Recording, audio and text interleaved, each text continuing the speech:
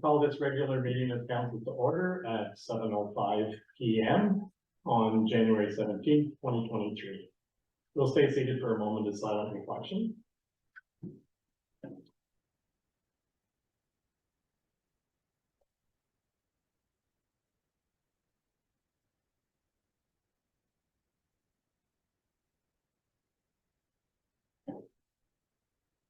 Thank you very much. We'll move on to the mayor's address. Oh, sorry, we'll do the welcoming first. As we gather this evening, I would like to acknowledge on behalf of council and our community that we are meeting on the traditional territory of the Algonquin people. We would like to thank the Algonquin people and express our respect and support for their rich history. And we are extremely grateful for their many and continued displays of friendship. We also thank all the generations of people who have taken care of this land for thousands of years. Then we'll do the mayor's address.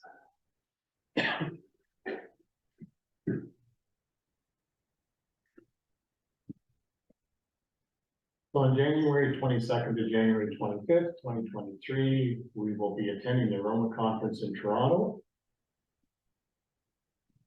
I'll be attending with Councillor Robinson, and we have a delegation with Caroline Mulroney, Minister of Transportation, regarding the intersection in Golden Lake on Monday, January the 23rd, 2023. Lee Perkins, Public Works Director for the County of Renfrew, will be attending as well. I want to thank all residents, staff, and members of council who participated in the service review with Shayla Inc. The final report will be presented to council at the meeting on January 17th, 2023, which is tonight. EXP Consultants have prepared a draft report of the speed study for North Algona Wilberforce, which was reviewed by the ad hoc committee for feedback prior to presentation to council tonight. Once again, I want to remind everyone of the Ontario Winter Games, which are being hosted by the County of Brantford from February the 2nd, 2023 to February the 12th, 2023. The opening ceremonies are taking place on Thursday, February 2nd, 2023, beginning at 5:30 p.m. at the Medway Activity Center in Renfrew, with games happening over 2 weekends. Another ceremony is planned for Thursday, February the 9th, 2023, 5:30 p.m. at the same location.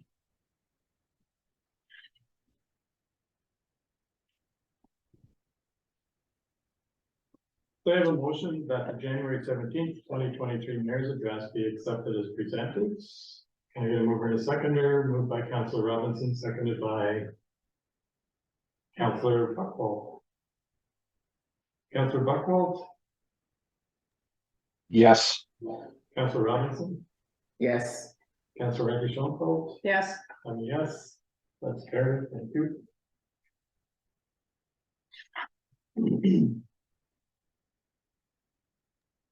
Are there any declarations of pecuniary interest in the general nature thereof? Seeing none, and we'll move on to the adoption of the minutes. I have a motion that the January 10th, 2023 regular council minutes be accepted as presented.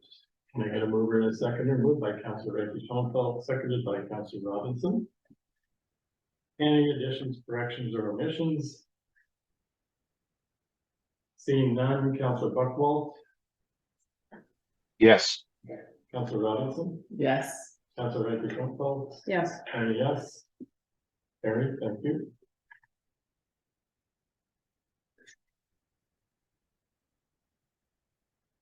So that brings us to our delegations. The first delegation is Shayla and Holly Hayes.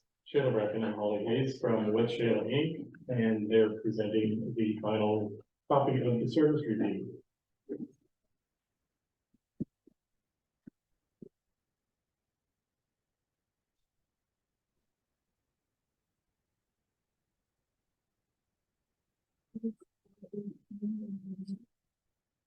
That's my entrance music. Maybe go to Buchwald. Yeah, go find yourself. Wonderful. Thank you so much for receiving us to council this evening, councilors and mayor. Thank you very much for this invitation to be here, and to staff for organizing this meeting, and to the gallery for attending. Thank you so much. So normally we would also make a land acknowledgement, so thank you so much for yours, Chair, but certainly, I will echo this with our own, if I may. Wishayla Inc. would like to acknowledge that the land on which we met and prepared this report with NAW, council, staff, and community to prepare and complete the service review is on the traditional unceded territory of the Algonquin and Anishinaabe. The Algonquin peoples have been stewards of this land since time immemorial. WCI, also known as Wishayla Inc., acknowledged this land is still home to the Algonquin and other Indigenous peoples. For us to share the opportunity to live and work within this beautiful territory means that we treat the land, its plants, animals, stories, and people with honor and respect. It also means that WCI recognizes the contributions and historic importance of Indigenous peoples and pledge our commitment to make the promise of truth and reconciliation real in our communities. And I would like to extend my sincere thanks before we begin this presentation to all of you and to your staff and to the community at large who attended our community consultations and submitted written submissions. And I would like to make a special thanks to Holly Hayes, who joined us on this project as a special team member who specializes in municipal work and certainly brought all of her expertise to this report. And I'm delighted to be co-presenting with her this evening. So the very first thing I want to begin with is just how privileged we are to have been able to work on this project with you all and to be presenting the findings in which we have uncovered throughout the process. And so the very first thing that I would like to celebrate is this incredible feat of triumph, as we have been referring to it in our report, of this community. Over the past several terms, we have seen ups and downs in all local communities, and this community has risen despite the pandemic and despite all of the challenges that we have faced shifting our world to a post-pandemic reality. And so we have acknowledged significantly in this report that our findings reveal that this community has been able to build in a period of deficit across the board. And so we have outlined a number of successes and contributions that this council and this staff have been able to produce that we believe stand out as leadership in the county of Renfrew. That being said, we also wanted to hear from the community in addition to our internal investigation.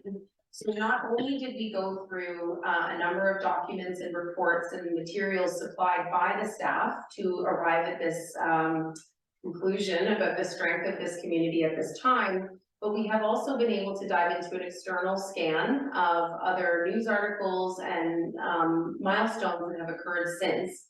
And particularly, we did hear from the community in a number of consultations. And so earlier in December, we were able to meet and coalesce with community members in Golden Lake, as well as in Rankin. And we received one sealed written submission from the community at large. Throughout these consultations with community, we heard similar responses to what we had heard in the 2020 strategic planning process, which was really about community engagement and communication. And so many of the findings inside of this report will reflect change that will enable improvement in that area, but sort of backing up to an organizational perspective. And so I would like to share that the community has acknowledged that they are being served.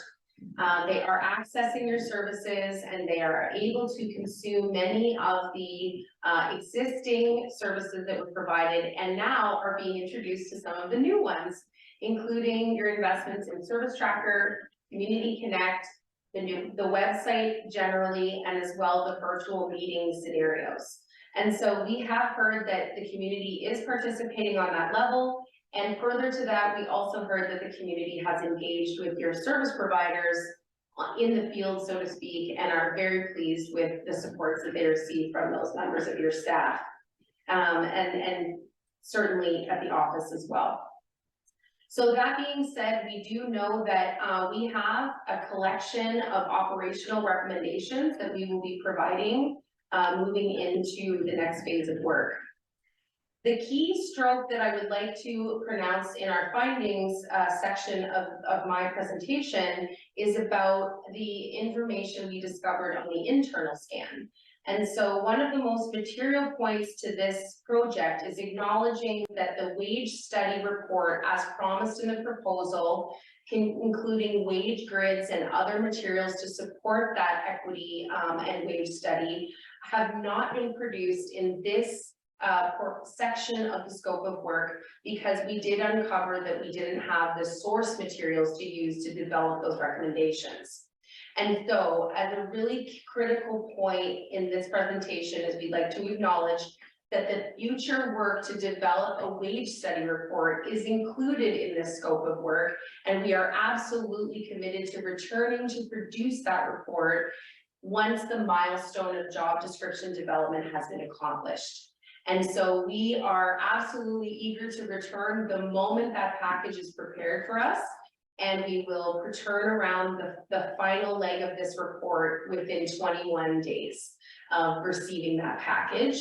And it is, just to reiterate, it is contained in the scope of work and the contract value previously awarded. Okay, so that was sort of where I wanted to leave my leg of the findings section. And I would like then to invite Holly to speak to some of the really neat things we're finding about municipalities in general. Thank you. Yeah, so I think one of the things that we hear over and over again as we work with municipal staff is, 15 years ago, it was one clerk and one support staff, or one clerk and one road superintendent. Don't mean to interrupt, but Councillor Buchwald, can you hear, or do you want Holly to speak a little closer to the owl?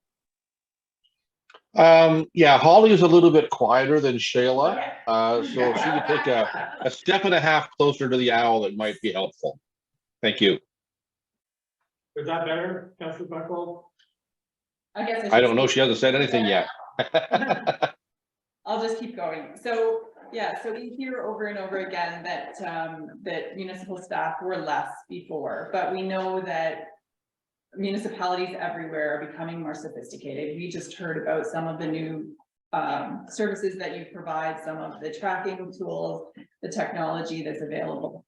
So I think it's more and more important all the time. We know that there's not additional resources. We have to keep taxes down. All of the things that you all work very hard to do mean that your teams need to be lean, they need to be cooperating, and more than ever, they need to just be working together. So I don't think that that's unique to this municipality. It's the reality of, you could pick any municipality this size across the province, and those are the situations that are there.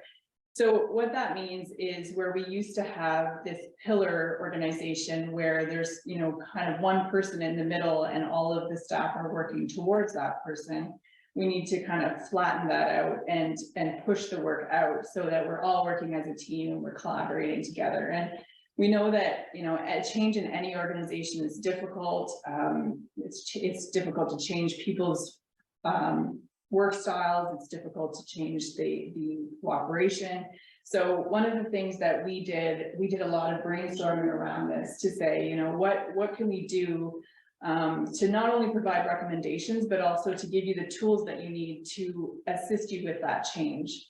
Because I think, as myself, I've worked in government for a lot of years, and I can't tell you how much money was spent in consultant reports with lists and lists of recommendations that go on a shelf. And then 3 years later, someone would say, I think someone recommended that we change that 3 years ago, but no one had actually done it because recommendations are difficult. So we have done our best to put a package together where every recommendation that we're giving you has come with a tool. And it can be a simple tool, like you'll see when you look through the report. Some of them are just like, what is the problem, and articulating to each other so that you can share it and communicate it. So it's not complicated what we've done, but we're hoping that there are tools that staff will be able to take, embrace, and improve not only their cooperation, but their communication, and also just helping all members of the team feel like they're contributing and they have the ability to tell you what they need in their job. We have the ability as leaders to give them the tools that they need,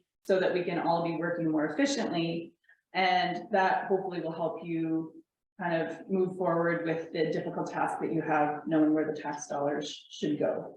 So with that, I'm going to suggest that Shayla can speak a little bit to the tools that we are providing. Wonderful, thank you so much, Holly. So that being said, we do recognize that this is not singular to North Algona, Wilberforce. So this situation of centralized decision-making in a very simple model of one leader and a couple of support folks, this model is dying out because of the modernization and the sophistication that municipalities are investing in, the tech tools and all of the things that you're doing to improve efficiencies and communications broadly. And so we know that the dynamic nature of the evolution of municipalities requires an evolution of the roles and the talent and the way that we organize it to suit the needs of the community as they are now, and as well the condition that the province is creating for us all, but certainly all of the great things that the county is able to provide and really bring to this municipality as external supports. And so in order for us to capture the value of moving forward as a community, working with the county, accepting the changes from the province and working with those decisions, we know that this scenario sounds a lot like organizations that have faced the same challenges in COVID. The customers have changed, the funding structures have changed, the way people want to work has changed, the way they value work has changed, the nature of wanting really great workplaces to go to that are values driven and centered on community outcomes rather than profitability. All of these interesting social and environmental changes that we have experienced have shifted a number of organizations into this awareness that we cannot continue to operate the way we used to because we're in a totally new environment. And so if I'll draw your attention to page 23 of our report, we've prepared a diagram that demonstrates what individually driven outcome organizations look like on a thematic scale rather than just looking at this particular case. So what we have to understand is that a single point of decision making and delegation of authority coming from towards the center of the model means that the pile just grows. And as change and new direction comes, the pile continues to grow. And what occurs is confusion and individuals not necessarily understanding what to do next, because proaction becomes very scarce in a naturally reactive environment. And so what we have to understand as a group is that living in reaction is going to burn everyone out. And that ultimately, if we can move to proaction and forecasting what we need to do as a group, as a team, we will be able to lift some of the stress and burden on individuals and really unite as a team. And so if you take a quick glance at page 25, you'll see kind of the consequential diagram that we've produced of what happens when decision-making and authority is centralized on one person. And what can happen is that this person's dedication to their job and community outcomes causes them to inflate their own personal effort. And that inflation of effort, staying late, adding more hustle, adding more skill, and delivering as quickly as possible throughout the business day, what this happens is it creates distance from the other managers and people that could be contributing. It pushes them back a little bit, and now they're being asked to act on their own. And so if we don't have procedures, tools, authorities, and controls that enable the empowerment of those folks, what happens is a bit of confusion of what to do, and then that trickles down to the staff level, in the support roles and entry level work, and now we start seeing exits. And one of the challenges with this organizational model and the consequences of it is that we are also in a skilled workforce deficit in all communities, and particularly in the municipal sector, as demonstrated by our county municipal shuffle, as we say, is happening, staff moving around. And so what we must understand is that this reality contributes directly to the workplace culture and how people feel about their job. And so what that means is that we have an opportunity to move away from this model and towards one of empowerment. And what this means is shifting the energy direction away from the leader rather than towards, through accountabilities and processes that enable autonomous work to be conducted. So if you flip quickly to page 28, you will see the model of what an empowered accountability organization looks like. And this model is coined by the firm, and we looked at this from a perspective of what can happen if each one of the team members is empowered to do what they need to do and accountable to meeting material milestones and outcomes, and that these are truly delegated from the leader. And I know that word can be confusing. The work assignments are delivered from the leader rather than the doing themselves. And so through this cohesion and communications workflow process mapping, what happens is that the managers all become accountability centered, and that they each are assigned accountability controls, which means that there's a box within which they play, and they are able to perform their work carefully. When those things can occur inside an organization, we achieve what is outlined on page 29, which is a thriving community model. So in all municipalities of a certain size, which we prefer to work in, we must understand that the residents are like customers, and that happy customers are served by happy staff. And happy may not be the qualifier in this situation, but empowerment and meeting standards and milestones is absolutely what delivers that sense of dignity and worth in our own jobs. And so when we have an internal condition that looks like that, it trickles outward. The community gets to absorb it and experience it and really be part of it. And so what happens when we can adopt this ideal state as an organization is that we attract really great talent, because it's one of the best places to work, which is already the word on the street about North Algona Wilberforce. And we are also able to engage residents because they know that there's a reliable place to see and get help and provide it. And so when we take a look at the consequences of adopting this model, it will be twofold, actually threefold for your organization. Not only will we have an empowered workplace that's attractive for really brilliant talent to be retained and acquired, but we will also have a thriving, engaged set of residents that are capable of understanding how to communicate and participate with the community. And the third pillar that this produces is the enablement fully of your strategic plan, which I know you are so committed to achieving. And so these three outcomes are the core purpose behind shifting from your current state of a centralized model of individually driven outcomes, moving to a team-based approach where accountabilities and empowered staff carry out teamwork and moving forward resident outcomes. And so to pull this off, we have listed out 9 core recommendations that I will review as written in the report, and we will of course offer a question period at the end of the presentation as per the normal procedure. So number 1, our recommendation is to buy into the idea that we can move from a central decision-making model to an empowered accountability one.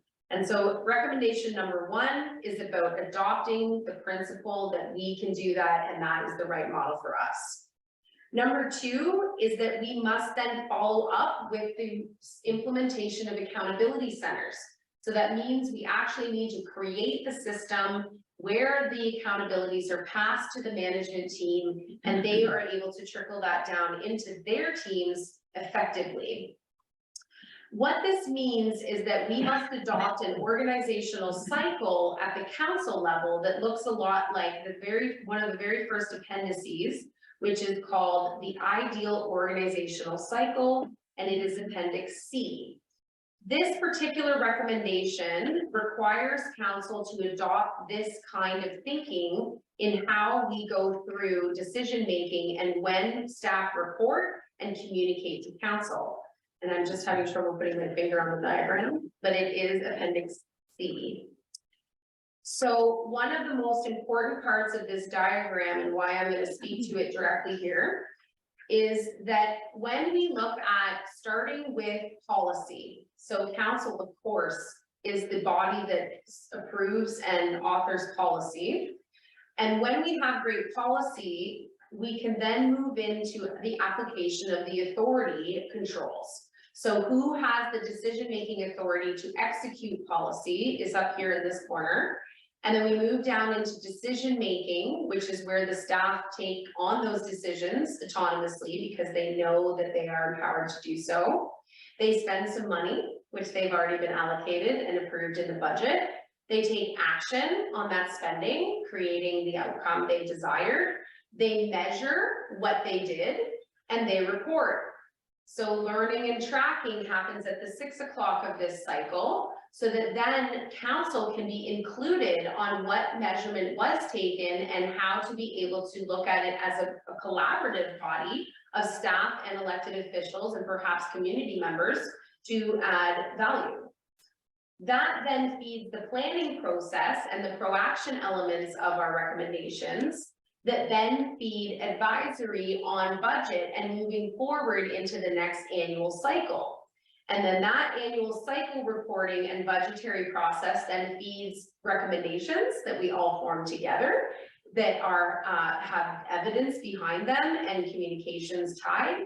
And then of course we move up to political will, where you all take over again and shift the policies or create new ones or continue with the ones that you've developed to enable the change that is demonstrated through evidence collection and reporting and advisory. And so that is the organizational cycle that becomes possible when we adopt accountability centers. Furthermore, in recommendation number 3, we also have recognized that there is a pile and there is a backlog of work caused by all of these organizational environmental realities that require some special attention. And so we are proposing in recommendation number 3 to pair the clerk treasurer with an equal party to be able to support the development of clearing the pile of work, moving into the job description project, and then heading towards a normalization of this system and processes over time. And so we have outlined that in an appendix as well in detail, which you may refer to. Number 4, the recommendation is about updating the HR policy manual. This document is to be considered the source of all rules of engagement of everything that comes forward from there on a procedural level. And so the HR policy manual has a full appendix about what to look at and how and when to guide the project moving forward with working with the CT.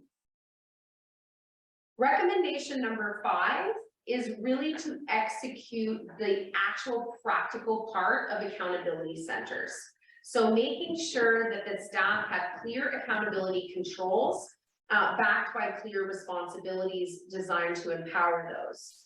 And so this is really where we're diving into the job description project line specifically as the first templated sort of experience inside this new way of working. So can we use this project to develop job descriptions so that we can sample it for the future work? So this is what number 5 is all about. Number 6 is about then pairing those job descriptions with a procedure-based development, which is the steps or what the military community refers to as SOP, Standard Operating Procedures. So what we're looking for here is stepped approaches. Who takes what steps up to what point, and then who hands over from there, and making sure that that is standardized and embedded into the accountability structure, and ensuring that the outcome that we're all driving towards is agreed upon ahead of time and materialized in the way that it was designed. And so recommendation number 6 is all about procedures and developing those procedures so that any new person coming into the job could know what to do next.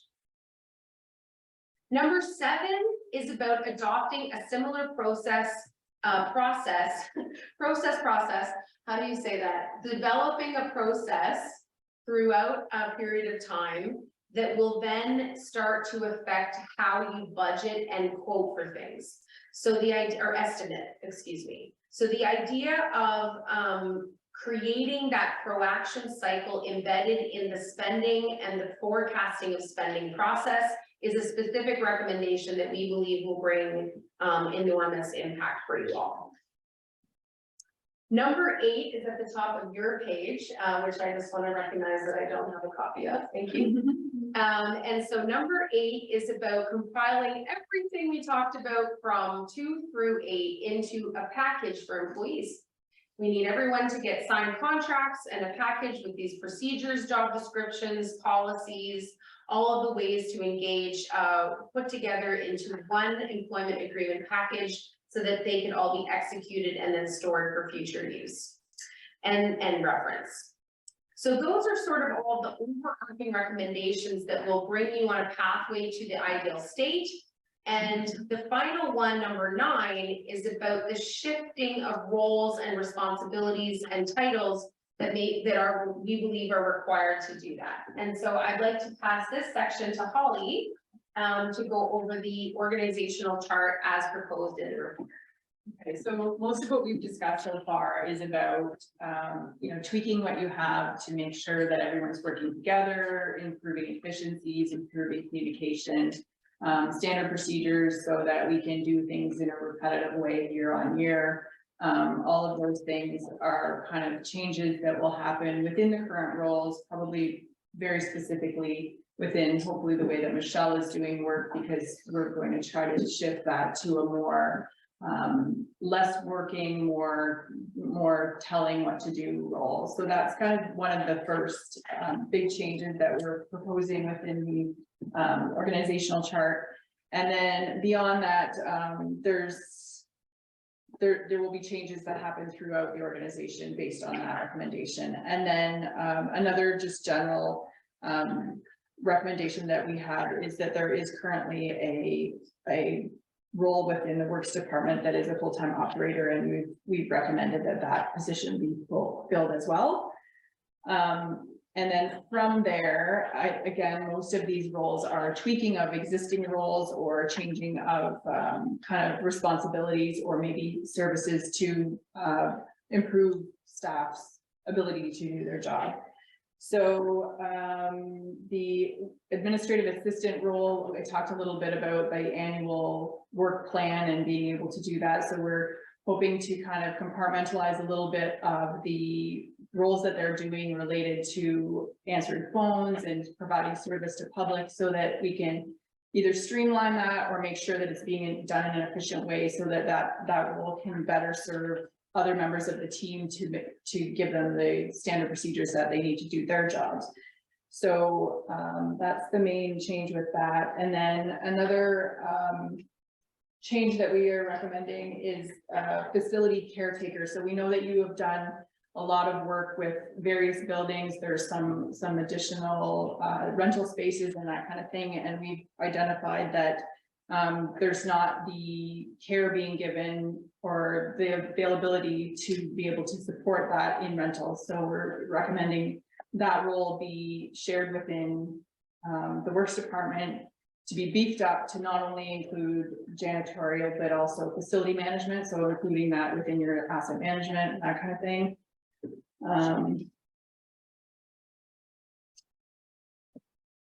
And I'll just add there, while Holly's flipping the page, that particular role will enable the revenue planning that you may be doing with the business services of the rentable locations. So we're going to focus on accommodations and different community rentals. We need to clean them regularly and keep it flowing for that customer demand. Yeah. So a little bit, we didn't really touch too much on this, but there was a little bit of discussion about fire and the kind of higher level issues that are happening within the county with the need for a fire chief and or fire staff, paid fire staff specifically. So we think there might be an opportunity for a cost share or some type of service sharing agreement there. So one of your existing positions that you have right now is the CBO fire prevention and livestock investigator. We looked at this role kind of from many different angles, and we think that you're very fortunate to have all of those things rolled up into one position, and we think that it's working, but there is probably opportunity there to, again, compartmentalize the things that person is doing. Perhaps it's, you know, certain services on certain days, or being able to have her do you know, things in the summertime that she wouldn't do in the winter, etc. So I think we have the ability to just support that role to better manage the individual tasks that they're doing. But like, again, that's all within like policy and procedures. Right now, do you want to speak to the special coordinator? Sure. So your special projects coordinator, the only small tweak that we'd like you to consider is the idea that this person is actually developing partnerships. And the role is quite centered on your strategic plan priority of partnership development, and that clearly has been what has emerged with funders, local businesses, agencies, local amenities, property associations, lake associations, child woods, you name it. All of these entities that have been brought into the fold to support your initiatives is truly about partners. And so we believe that a title shifting here will also attract a different kind of person into the future should this position ever become vacant. So the idea of knowing that there would be that interpersonal skill set embedded into that forward thinking and the vision of the role. So really accelerating that. But what's going to be so crucial to pair with this kind of effort is a community engagement person and communications coordinator. So we believe that what occurred in this summer with temporary work was the best model. And so what we would like to see is a pairing of a support person with your partnership development coordinator, so that we could see really singular and clear messaging going out to community through a variety of channels. And then of course, community engagement support, so that the literal, you know, how to book a kayak, and how to book the space, and how to really get access to the information and services that are provided here on the non-technical side. So not the building permits, but all the fun stuff that we get to do around here. So this person would be sort of chiefly in charge of pairing up with that special projects coordinator / partnership development person, so that all of those soft business services could pop, as well as being that core communicator. It's funny because your strategic plan talks about a town listener, and so this is town listener and town crier all in one. Okay, thank you, Holly. I had to say that we have that line. And so the other position that we talked long and hard about was bylaw, and we feel that bylaw is a difficult position for rural municipalities, because often the ability to enforce bylaws is not easily done, and it's staff spend a lot of time trying to do things that maybe they don't have the tools to do. So we have taken the bold move to recommend removing the bylaw officer altogether. But I think we've heard that there should be some long communication about that. So that's just kind of a piece of the puzzle that we've put in, that we leave to you to recognize. And there are two positions within the current org chart that are new, and I'm just going to spend a few minutes talking about them. So, actually, Shayla just talked a little bit about the community engagement coordinator position, and so the other one that we talked a little bit about. We know that you have on the horizon some planning stuff.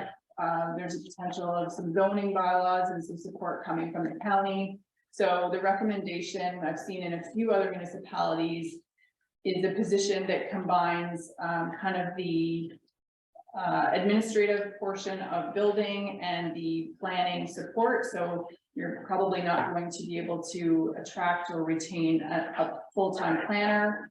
But if you could have someone in your office who spends the time to understand your planning needs and understand your building requirements, and you could put that person in one seat and provide the community with that type of service, I think it's a very it's a very good opportunity for you, and I do know that you're getting some good supports coming from the county as well, so that combination might really put you ahead.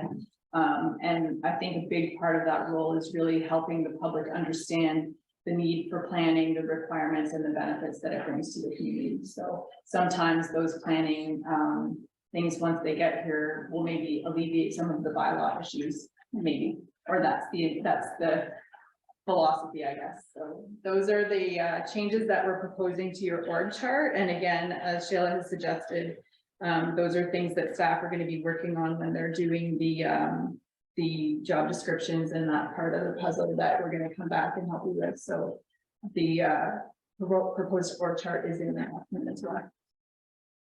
Wonderful. And so my final comments about Holly's final recommendation there is that we do believe this is a stepped approach to adopting this change on the org chart specifically. So going through a forecasting process of what this will cost you and using the revised wage grids and all of the positions that people are currently in and where they may need to go if you adopt these recommendations. We do recognize that there are financial implications, but we also recognize that they are paired with revenue in many cases, revenue potential. We've learned in other municipalities that planning assisting role can be fully funded by planning fees and that kind of thing. So we do know those things are materializing in other areas, but I would like to underscore that taking on a bit of a planning process about how to get eventually to this place is the core recommendation, not to slap an immediate change and change everything all at once necessarily. This is part and parcel with achieving the ideal state. Okay, so as long as we might take to achieve the ideal state, could be the same runway that we do to develop those roles and personnel as per your advancement of decision making and milestones as you go in your work. So thank you so much for receiving our report. And it was a delight to work with you all as usual. And we will, the chair's permission, mayor's permission, open the floor for questions. Thank you both very much. Excellent presentation, and certainly understand where some of our challenges lie. And you certainly not just uncovered them, but also provided tools on how to move forward in the most efficient and effective manner to make the changes to address those. So yes, I'll open it up to council for questions. Councilor Reddy. So just under 6 phase 3 recommendations continued, number 5, I'm just confused. Assign senior staff / department leads to become accountability centers, creating clear accountability controls backed by clear responsibilities that support those controls and empower those of others. Like, what does that look like? Sure. Or just give me a specific example of. Absolutely. May I pull appendix job description sample? And I'll give you a really great rundown there. So Which appendix was it? this one would be appendix Where does it open? is a table. And I'm just going to pull the table of contents here. So many, job description template appendix J. And it's a short table. And what you could see here is something, this is a sample of what it looks like. Okay. So first of all, let's say I am the deputy treasurer. This is what this is explaining. Got it. So I am accountable to the compliance to the financial procedure. Okay, so let's say the financial procedure endpoint looks like books prepared and ready for audit. Okay, let's say that's the standard identified in the process. This is the endpoint. And who's identifying the standards? So we develop them collectively and we all agree to what they look like, and then they're presented to council for satisfaction and approval. Okay, so every job description is going to have some kind of collaboration with the person, and then you're going to have some kind of document, Yes, and then it'll have the controls and the accountability. correct. So they know what, okay, go keep going. Yeah, you're right, though. So they need that procedural document that we sampled, and there's a sample of that in the one of the appendixes, the financial procedure. So we sampled a draft of that, what we think it might look like. But let's imagine that the deputy treasurer is in charge, accountable to producing auditable books, okay, prepared for audit. So what that means is that there are a number of actors who contribute to that. People submitting expenses, people spending money in any way have to prepare the report or the expense, claim in such a manner so that when it hands over to the person accountable to the big picture, they are creating an input that is valid and doesn't have to go back and be corrected and all this like back and forth of fixing it. So they end up with reaching a standard in their accountability, which is to produce expense reports that look like this. So let's say Superintendent Public Works submits an expense report to standard. That standard is an accountability. They are accountable to that outcome, that it looks just like that. Then the deputy treasurer picks that up into their process and moves it forward to paying those bills, executing those checks, charging the payroll, whatever the action is. So that the way that that is done leads towards auditable books. And that is that person's endpoint of the process, is that everything compiled looks like this. So when I wrote that sentence, what it means is that I may be a person in the org chart that has a very high level of accountability, preparing a draft budget. But I recognize that there are feeders in the team for that, to bring me information so that I can draft that. So the responsibilities are the feeder elements, and the endpoint is an accountability. So for some roles, it's a supreme endpoint. And for some roles, it's a milestone endpoint. So every lead is going to have something like that. You got it. Okay. And then it's backed up by the procedure. So if I may, just for further understanding, Appendix O, which is just the example of how many tools we have here. Appendix O is a sample of the procedure. So what we would do here, let me give this for an example. So this procedure is broken down by a heading, which is who has authority and how. What are the rules of engagement? Okay, decision-making authority is section 1. Okay. So let's say I can spend less than $1,000 without asking anybody, as long as it's aligned to my objectives. Right. Okay.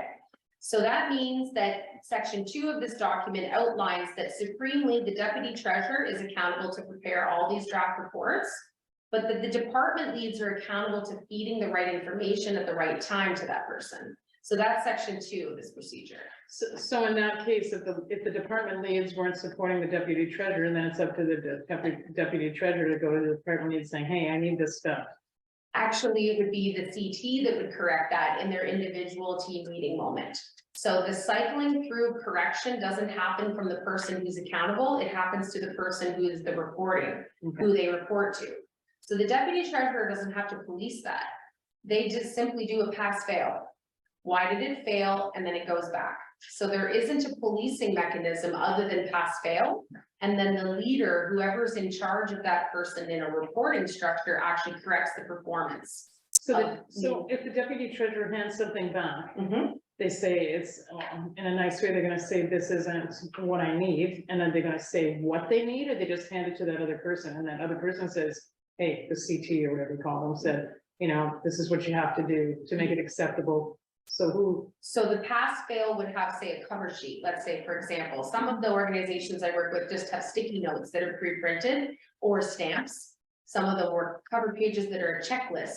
So at the bottom of this procedure, at the back of this procedure, you would attach the cover page of the checklist that you would go over as, say, someone is submitting an expense report. So the deputy treasurer is doing that, but No, the person submitting the expense report puts that cover page on, checks it off, signs off. all right, but then the deputy treasurer says, something's wrong. And they circle that element, put it back in the inbox. That's what I was trying to get at. Yeah. There's something, yeah. Okay. Yeah, so So I it's, think if I can yeah, just, sure. the key part here is creating the standard procedure so that the conversation is consistent every time. Right. Because I think what we're finding is that there's not consistency, and that's maybe what's frustrating to all levels of staff, because they're trying to get the document submitted, but it doesn't feel to them like it's the same every time. Okay. So that's the starting point is the procedure.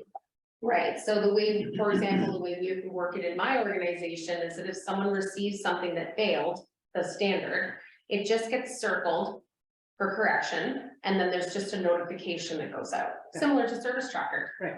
Yeah, and then that person has an opportunity to advance their learning, get some training or support to, you know, change it, and then they go back. So it's like that relay turnover point. So if you look into this operational procedure, it's just like, okay, there's weekly stuff we do, there's bi-weekly, there's monthly, and then there's annual or quarterly functions that occur. So these would be embedded as well in your annual workflow document. All these triggers of like queuing them, what needs to happen when.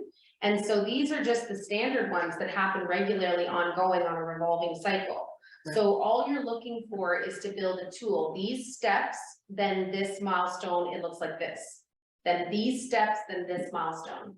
And it's just a tracking mechanism to ensure that we're all rowing towards those destinations without wondering what it looks like at the end. Okay, Standardized. all right, Does that kind of make sense? a little bit more. Yeah. Yeah, it's super, it's a really neat analogy if you think about a kitchen. Right, so like the prep cook, the shoppers pick ingredients that are all fresh and the right ingredients for the meals that we make. So they're accountable to the grocery list and it's showing up fresh in the freezer and or fridge, let's say. That's when it turns over to the prep cook, who would then make sure everything's fresh, of course, because they're not going to chop a moldy onion, right? They're going to check it all out. Then they move forward into the dicing standard, the hollandaise preparation standard, whatever that is for all the things they're gonna make. And then the prep kitchen is full, and that is a standard. This looks just like this with these chicken and these whatever all laid out. And then when the line cooks come in, they check the line to make sure it's all set up properly and everything smells good and is fresh, and then they make meals. And then the server receives the meal on the desk and they say, is this right to what I ordered for my customer? Yeah, I think part of my problem was just figuring out who's gonna be making those accountability charts or bullets or points or whatever. Yeah, it's all in your project implementation plan as supported by recommendation number 3. Okay, and then the other thing too was, and it's a two-pointer. So I know you have the addition of some other possible positions, right? Like, did you cost them out to see like how much they would cost versus to how much we're losing? And then the second one is, I just need more clarification on municipal operations. I know you wrote it down and you talked about it. I just need more idea of what they would actually be. Sure. And I'll take question 1. You want to take question 2? Okay, so the first most material point to this is that we can't cost without a wage grid. That's right. So we will do that. We're gonna forecast forward on a draft level so that Michelle has a start point. We're gonna produce that for you.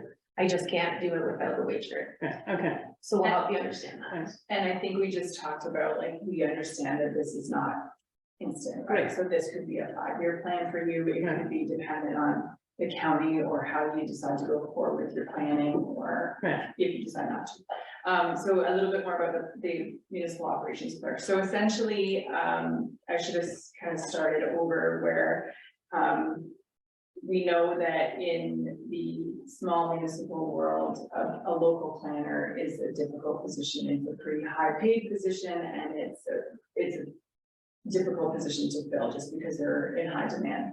So we know that you have that support of a planner, of a number of planners at the county level. So what I've seen in Simcoe County and a few local municipalities is hiring a technical administrative person here at this level who's going to understand planning, but not necessarily be a professional planner. So they'll understand your local flavor, what you're trying to accomplish through planning, as well as building, because there's lots of things in the building code that need to go hand in hand with your planning, setbacks and sizes of your home and all of those things are things that a general local planning administrator would know and be able to service the public with. So it's that position at this level that could help with both of those roles. So support your CPO as well as support your county planner, but be a local resource here for you. So it's just kind of that alternative to actually having a planner. And again, you're gonna wanna go forward and research what the county is actually going to do and what your requirements are, but that is definitely a role that is probably going to happen in the not too distant future. Because currently, I'm just trying to figure out like how busy would be. I guess because we haven't gotten totally into a planning stage. And I know that our CBO is getting busier, right? It's just like, I'm trying to see in my head what that would look like for a full-time person working here. That's all. And I think to add to that point is about the administrative of livestock and CBO. So we can lift those initial processes and then reporting processes off the technical person that does inspections. You're gonna be able to move into a fee for service opportunity with, say, realtor advisory. That's currently being done for free. Yeah. Right, to support knowledge and information sharing. So if we can really drill down into the technical expertise of this person and let that shine in the summer or spring months when it's most in demand, and let an admin person back it up, your potential for revenue generation there goes way up, which also pairs with the reality of serving community. Speed of service goes up, technical inspections, the more we do, the more we learn, and the better your CBO will become. And I believe that that is a critical outcome of pairing with the admin.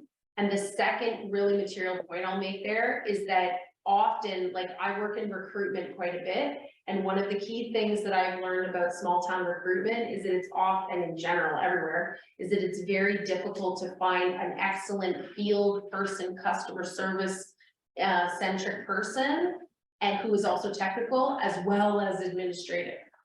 So when you're looking at talent acquisition, it's really important to think about skill sets and who people are, and not asking people who aren't administratively strong to do that work, and then also people who are technically savvy to be unleashed into those really critical moves. So that's the other part. So I guess part of my problem is I don't fully understand what our CBO does and all her like, I mean, going out on site versus the paperwork she has to do, dealing with those inspections and stuff like that, right? Yeah. So I just don't know, like, I mean, obviously there's a big time commitment, but it's hard for me to understand what she does because I've never shadowed her. I have no idea what she does. Yeah. And then like to make another kind of layer and have somebody that's gonna help her, and I'm thinking, well, why couldn't she do it? Anyway, okay.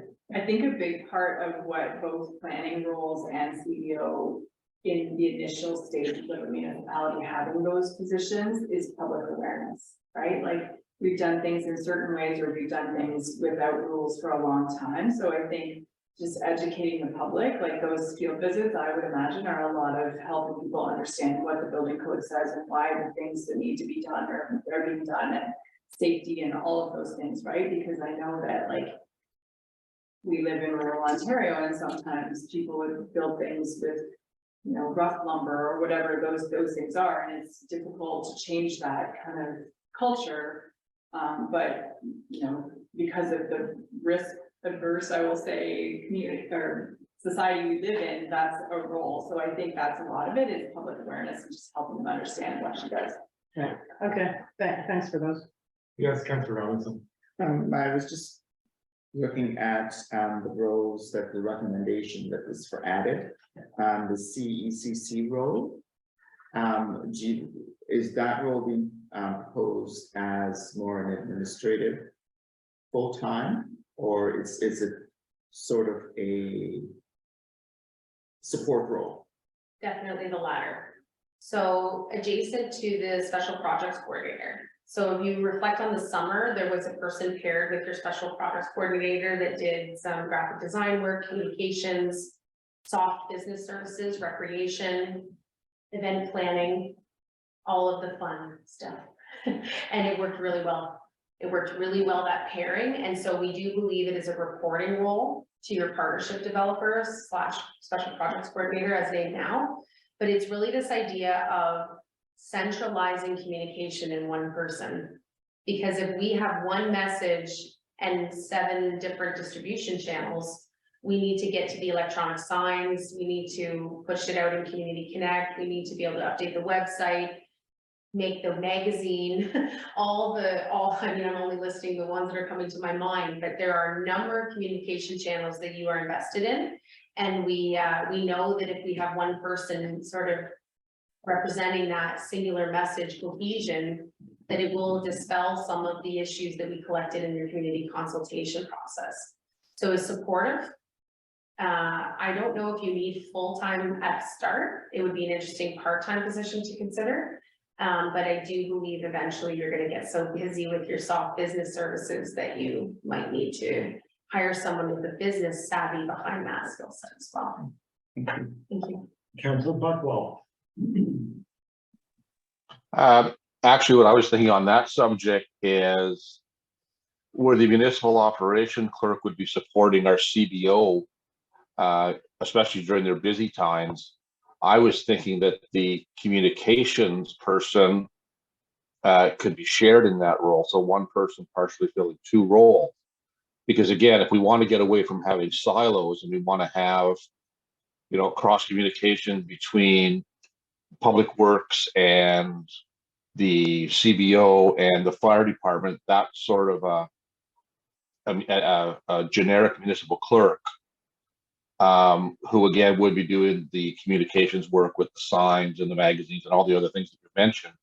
I think to me that would be a good fit maybe for a shared position, if we were looking at creating a new one.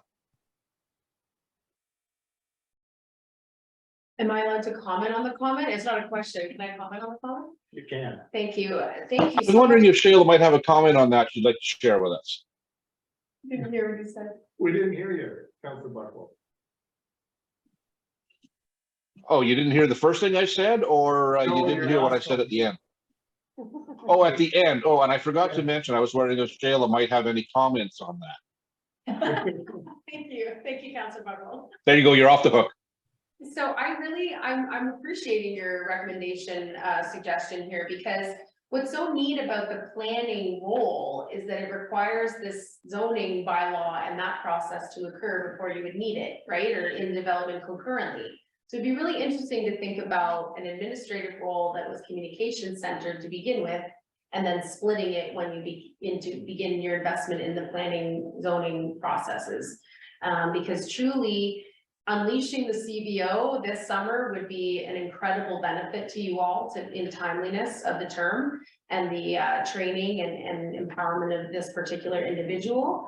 But I do believe that this idea of silos, I think was the word that the term that Councillor Buckwell used, is that yes, that's exactly what we hope that the community coordinator, communications person would do, is remove silos externally, but also internally. Right, so working with the office coordinator, right? So it's sort of like a trio there. The inflation of the admin assistant role to office coordinator with the document controls function, the municipal clerk for administrative backup for all the field work, and then this communication portfolio. It's all embedded in the same sort of functions. Yeah, I really appreciate that. Thank you. And I just wanted to say that really, just following up on Councillor Reddy-Schultz, I like the idea of the policy development to support the standard operating procedures. Because those accountability centers to me also become your training tools, which takes so much load off of your treasurer and the other staff, because now they have the guidelines. And especially through the process, if something fails, they can go back and review policy and educate themselves on, okay, what did I miss? What do I need to fix? And it makes life easier for everybody so that other staff aren't being pulled away from what they're doing to walk somebody through that process. And you're right, and a new employee, it's already laid out for them so that they can accelerate into the level that they need to get to a lot quicker. Yes. And it empowers your existing staff who've been doing things for a long time to know where their limits are, where their authority is, and the things that they can do. It just makes them feel like they're more accomplished in their job, right? And it gives them the process, it gives them the process to follow. Yes. And to approve. right? Right. That's the other part of it, is that we're starting to build in those, what did we do, what worked, what didn't work, and how can we do it better next time? That always thinking that, because that's how we all improve that. And there's so many interesting ways to knit that together. So one of the softwares that we will introduce in our final recommendation packet is called Trainual. So it's manual with the word train in the front, the word, and what it is, like a portal where they can log in and get a video of like what it's like to work here, and our brand and our mission, the strategic plan broken down. You move into procedures, you move into job descriptions, it's all contained in one place, and digitizing that so that people can consume that material at home, add to it, make comments to the procedure, this doesn't work, this works. This is gonna be a really interesting way for you all to build, so it's not paper centric, right? That we have to find a binder somewhere that is lost or whatever. So all of those things can be very, very digitized and ongoing. So we do want you to see these procedures as living documents, but that they would just be regularly reviewed and not necessarily changed on the fly. So I like the idea of the accountability standards and all that stuff. I think that's really great. I guess my only concern is that you've created some new positions, and I know we're gonna cost them, I get all that stuff. But it still seems that we're gonna have a layer of other people that we didn't have before. And so even, we're still gonna be paying more in wages is really what I'm coming down to. And I know you're gonna say, but we're gonna be more productive. But is that productivity gonna increase the amount of money we have? Is there any way those new things, because now we're gonna have procedures and policies so people will know exactly what they're supposed to do? Is there any way that we can include that in the current working people's positions as opposed to creating new positions with new accountabilities? I don't know. I think I'm hearing your question is that can we develop this ideal state with who we have now? Yes, but with a different decision-making model. Yes, we can. And that's exactly what we're recommending, is that you stabilize who you have now. But really thinking about one of the key shifts, of course, is the CT, moving to that delegation framework. That has to happen right away. The other thing that we recommend as a swift first stroke is the admin. So the person doing the annual workflow document and developing that tool that you can refer to year over year, that's a free ad, right? Like that could be a slight wage increase. It's already probably going to go in that direction anyway because of the grid.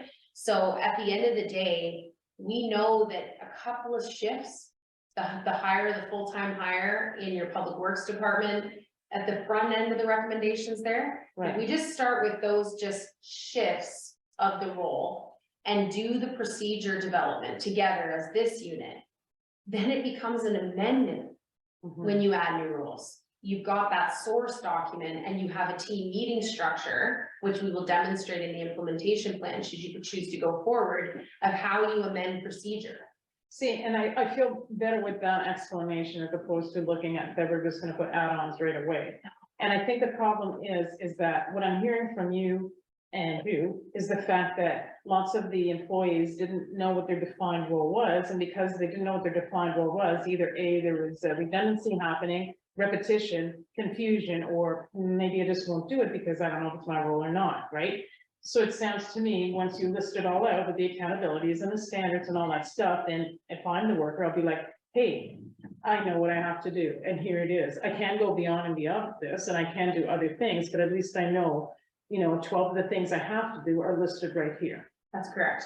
And that's definitely 100% the objective. I think that the ads, the pure ads, were us looking down the road at problems that are at opportunities that you're going to face in the not too distant future with additional planning needs and potentially rental, facility rentals and those kind of things. So you can definitely cross those bridges when you come to them. I think what we were trying to do in those ads was not just add, 3 more positions, but maybe put some logical thoughts around if you hired someone who was this type of person, you could get them to help in your building and planning and potentially a little bit of public works administration. So we were trying to be efficient in the future, but we obviously don't feel like you need to do that next week. No, I like that's an important, and change does take a long time, especially if you do it well. And like sometimes trying to find a person that could wear 3 different hats may or may not happen, right? But that being said, like I think it's important that the person that's in a role is the right person for that role. You know, lots of times people just put out a job position, hire a person, but it's not going to be successful because that person just doesn't have the horses or the ability to be able to do that. That's correct, and I'll reflect on the importance of describing the position accurately so that you get the right talent. Because there's nothing worse than reading a job description, going through the process, moving to a community, only to find out that it's not exactly what you thought it was. So being really careful about planning, and that's why we went to these ad roles to start thinking about what is the exact duty that they would be doing, right? And the personality and the kind of skill set you would be hunting down in that process.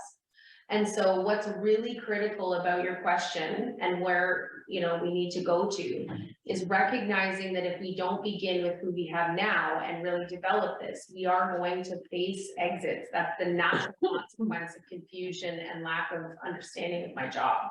So we also see this as a key stroke of prevention of further costs and turnover and talent acquisition or periods of gap on those key services and key roles that you are so deeply invested in having legislatively and community service level. So it's critical for retention to start now on accountability centers. And to recap, we believe that the advancement of the admin role to office coordinator and the movement of the CT role to a delegation framework, and then support on the admin should be considered as a third bonus prize to that. But the community coordinator, community communications, the municipal operations clerk, all of that, we believe are evolutionary. So there's the need to have to do this now, which are only 3 key strokes and they're very inexpensive. Right. Okay.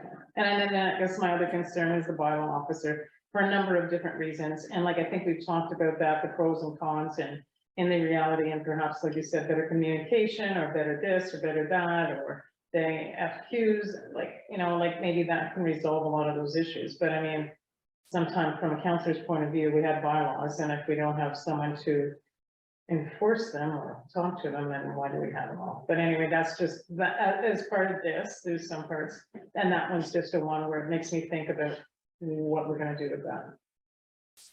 And that's it, and thank you. Sure, now. thank you. So I have a good friend who says that the first thing you say and the last thing you say is most important. And for all of you who met with me, I think I led with the part of this project that I appreciated the most was how dedicated staff and council are to not only this community, but to working together. It was just so much fun and such a great opportunity to work with you. So thank you so much for having us, and congratulations on the team that you have, because you don't have a staff that doesn't love your community and doesn't care every single day. And that is like 97% of the battle. Passionate you guys are. Yeah, Thanks again. thank you so much. And I would just like to follow up by saying I agree with what you're saying, because we have seen our building permits double, more than double in the last year. And again, you know, we talk about staffing and costs and so on, but that's a position that pays for itself based on the number of permits that are issued. And planning will be the same. Yeah, absolutely. And even our special projects coordinator, we've received more grant money in the last 2 years than we ever have. Again, that creates more work. So yes, you can say, let's try and keep our staff level the same, but at some point you have to say, we're pushing them as hard as we can, and they're doing as much as they can, but they need some support as well. So yeah, and I know planning, you know, the county just lost another planner, so they're down 2 now. Lost out of the county or lost? Out of the Position. county staff, but they're still in the county. That's a, we'll take that, right? But it's part of the revolving door. And I know it was a discussion at our strategic planning session at county yesterday, that all of the lower tiers are looking for more opportunities for the county to provide some staff that we can contract. So we're not having to pay a full-time position, but we can pay for a period of time, whether it's a month or a couple of weeks. and take advantage of having that resource at the county level. So again, yes, thank you very much for an excellent presentation. Thank you. Thank you.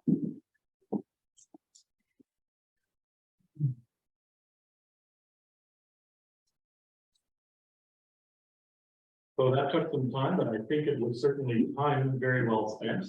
I have a motion that council accepts the service review presentation and further direct staff to produce a staffing recommendation report to council prior to budget approval. Moved by Councillor Robinson, seconded by Councillor Reggie Chantal. Councillor Buckwell, Yes. Councillor Robinson, Yes. Councillor Reggie Chantal. Yes. I'm a yes, that's carried, thank you.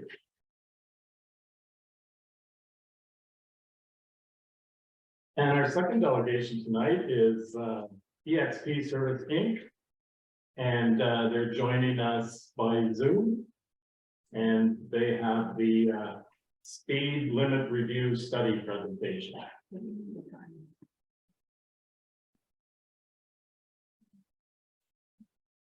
All right, thank you, Mayor, and appreciate the opportunity to speak to council, and thank you, councilors, for being in attendance. We're going to go through basically the results of our draft report that we had submitted last week on the speed limit review. Mahima will take us through that and talk about the background information, the methodology that we use, the data collected, and then I'll finish off with the suggested speeds for the township roads. So if you have no questions at this point, I'll hand it over to Mahima and she'll take us through. Just a quick introduction. I'm Greg Kent. I am the traffic engineering manager out of the Ottawa office for EXP and project manager for this study. With me is Mahima Sharma, who is the active engineer who has been doing most of the work on this project. And we also have Peter Lahid, who is the lead engineer that is involved in this study. Myself and Mahima will do the majority of the presentations. But once we finish, all three of us can answer questions if we need to. So I'm going to turn it over to Mahima, and she's going to take you through the basics of the study, the methodology, the data collection, basically our site visits, our reviews, a reflection on engineering processes for dealing with speed, and then I'll wrap up with the suggested speed limits for the township. So if there's no questions, we'll hand it over to Mahima. Hi, everyone. I was told that our presentation is going to be shared on the screen and I can take a control and go from there. Is it being shared in your screen? Yes, you can go ahead. Yeah, because I'm like in my screen, I'm seeing agenda items right now. If there could be a presentation, I could take control and scroll for the next pages.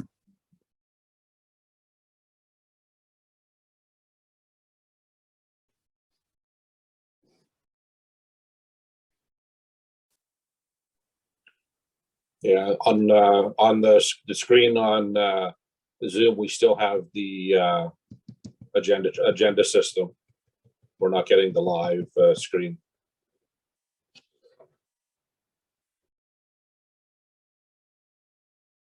So I'll just wait for that to come up and I can start my presentation after. So we'll just give a few minutes to make that arrangements. Yes.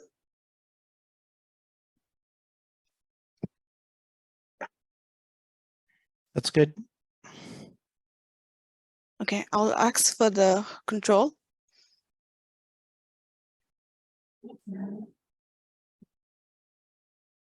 Or, yeah, I need to change different slides, so I need to get that control. She has control. She's controlling the screen now. You should have control now. Okay, I'll check. Can we do enable editing? Okay, I think this works. Okay, I lost the screen, sorry. Yeah, we just got the message that it dropped.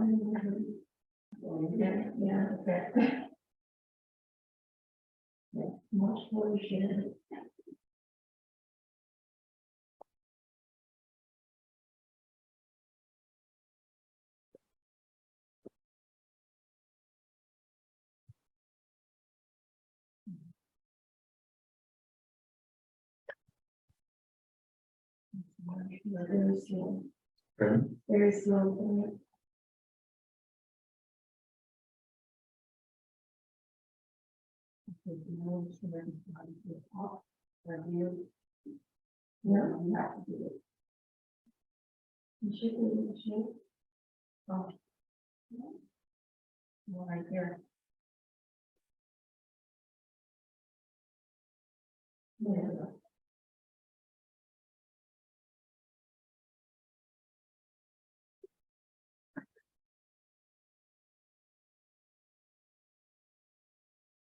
So do you have control now? Let me check real quick.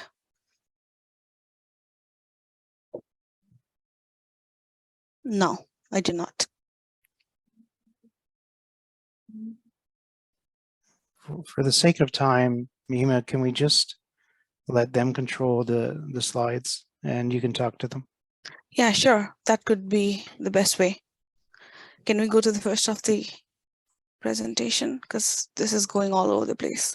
Go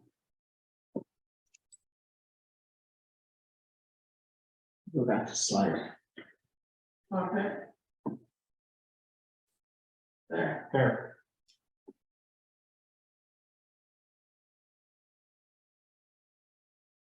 She's seen it. So are you seeing the introduction?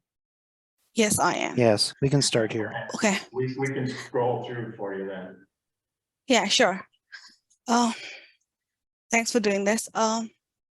So good evening, everyone. As Greg mentioned, I am Mahima Sharma, transportation engineer with EXP, and my role for this project is as of intermediate engineer, where my role was to perform the analysis on setting speed limits and to prepare a draft report with the help of our lead engineer, Peter Lloyd, and project manager, Greg Kent. Greg is going to present the later part of this presentation. I'll be starting with the presentation outline. So in our presentation, we are going to talk about our study goal, objectives, followed by assessment, methodology, findings, and recommendations. For introduction, as we know, the township retained EXP in late November 2022 for speed limit review study, and the project duration was 1.5 months. The study objective was to review the entire road network of 200 kilometers of rural roads for appropriate posted speed limits based on the existing roadway criteria and risk factors within the corridors. At present, township roads without assigned speed limit are governed by statutory speed limits as part of Highway Traffic Act. So basically 50 kilometers per hour in built up areas and 80 kilometers per hour in rural areas, based on Highway Traffic Act. So according to the Act, the municipality is empowered to impose alternative speed signs to the statutory speed limits, signs with the publication of bylaw and installation of speed signs. Next slide, please. Slide. Yeah. Talking about study goals and objectives, the study goal is to evaluate township entire network for appropriate posted speed limits, being reflective of rural traffic road volumes and features such as road surface, horizontal alignment, and vertical alignment, and being mindful of road users such as horse-drawn transportation, emergency vehicle use, school bus stops and routes. So overall objective of this whole study is to improve the road safety and reduce the number of traffic collisions and enhance the safety of vulnerable users such as pedestrians and cyclists, which we can see in our township rural roads. Next slide, please.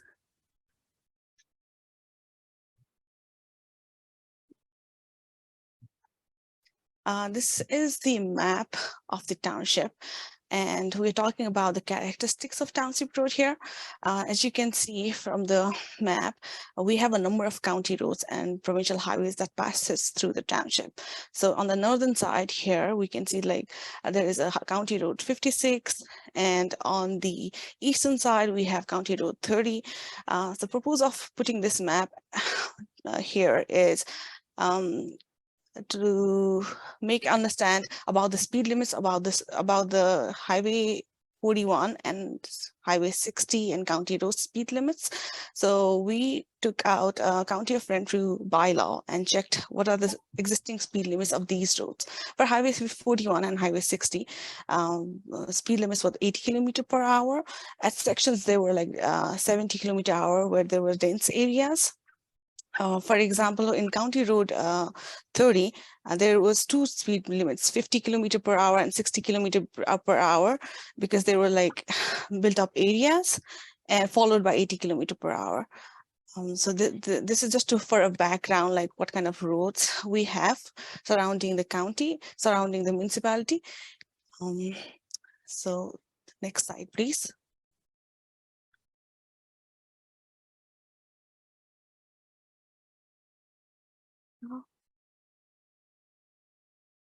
So as you can see on the right of the slide, there is a map of township. It was provided by the township at the time of the study. It distinguished routes used for ATV, bike trails, and Mennonites community.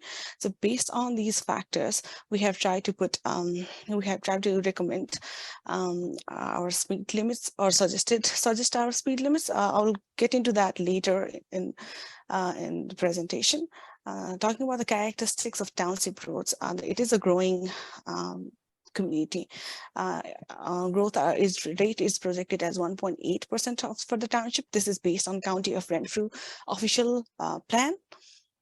And there are higher numbers of horses and buggies on the local roads, and there is a unique feature of this township as 30 to 40% of population grows in summer with higher traffic. And it is also growing in popularity for cycling communities. Next slide, please.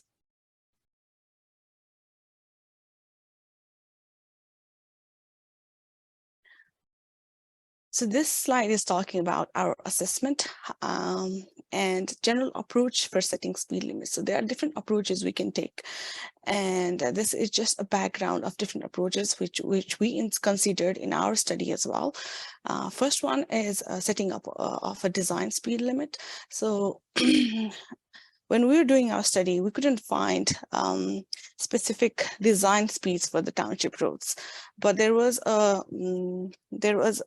information in road needs study which talked about MTO design speed, and we have like put in detail explanation in the report itself, and basically it concludes is design speed for the township roads is either 70 km/h or 60 km/h, but it's not spelled in other documents.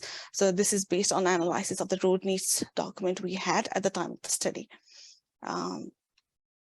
Next one approach is Highway Traffic Act, as I mentioned in the first slide. Highway Traffic Act, cannot see the whole screen, says either 80 km/h or 50 km/h for municipal rural roads. So based on that, it is given that the current speed limit in the township is either 80 or 50 until and unless it is posted otherwise. So 85th percentile speed is another approach, and this is the speed at or below 85% of drivers are observed to travel at a particular location. So it basically says 85% of drivers will be traveling at this speed, then it's called 85th percentile speed. So this is like mostly used for assessing the speed limits. So this is one of the methods we have used in our study. Next one is Canadian guidelines for establishing posted speed limits. So it was published by TAC in 2009 and is one of the uniformly applied methodology for evaluating speed limits based on physical characteristics and function of the road. And last one is road risks method, which talks about the categorization of the road and the risks posed by the roads itself, how it affects the speed limits. So these are the general approaches we have used. Next slide, please.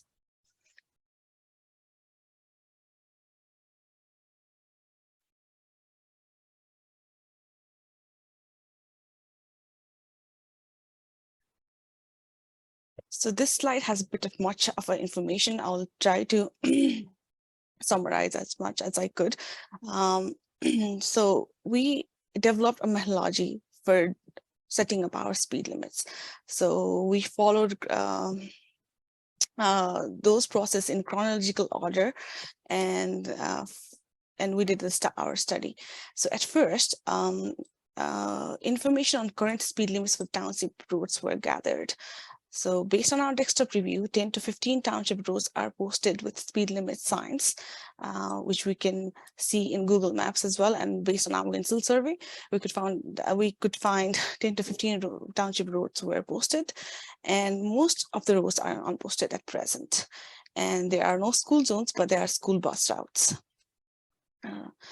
In our desktop review, the first tape, for approximately 96 sections of total 80 township roads were performed based on existing information on road classification, function, land use, and physical user characteristics. And information was collected based on township documents and reports. So from roadness study, from the map which is provided by the township, and for ATB routes, horse-drawn vehicles, and there was a bylaw number of 2016-25, and geospatial data from Google Maps. From all these background documents, we divided our road sections into 96 sections of 80 township roads, and we categorized them. So we categorized them based on roadway characteristics and roadside characteristics. So what this means is roadway characteristics is the condition of the road, pavement type, width, start and end point of the road segment, length of the road section. And roadside characteristics are, for example, adjacent house, driveways, various access points, and possible presence of pedestrian and cyclists. So we categorized based on these roadway characteristics and roadway classifications. There is a table where we categorize all the roads into different categories. So it will come later part in this presentation. The second process was categorization of roads, which I was talking about. So for determining the appropriate classification, the category was emphasized on the road type, followed by roadside characteristics. So what does that mean is, for example, for all roads leading towards forest areas were categorized as gravel roads and named as forest area rural. Similarly, if the road passes through farmland and with fewer houses in the vicinity, it is categorized as a gravel road farmland or paved road farmland. So that's how we categorized a different route. And the third step was Winsel survey. So the Winsel survey is this, based on the several road representatives of each category. So we chose the representative road from each category, and we drove around the township, and we looked into the roadway characteristics, the length of the roadway, and collected information. So that was done on November 29th and on November 30th. Next process which we did was spot speed survey. So based on 25 routes which we analyzed in Winsel survey, we chose 10 of them, and we performed spot speed survey to find out the 85th percentile. So the from that, After that, after finding out 85th percentile, for each category, recommended results were compared against the benchmark values of the current speed limit based on Highway Traffic Act and posted speed by the township.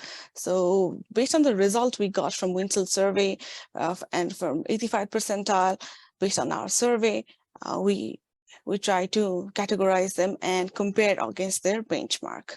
Next slide, please.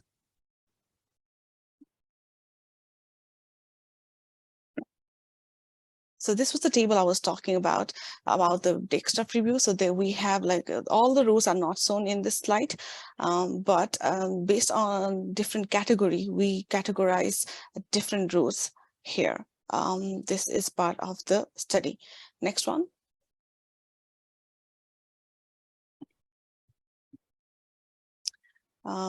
As I mentioned earlier, we chose 25 routes and we took the length of the road and we categorized them here. And based on route needs study information, we have all these length and information about route surface type.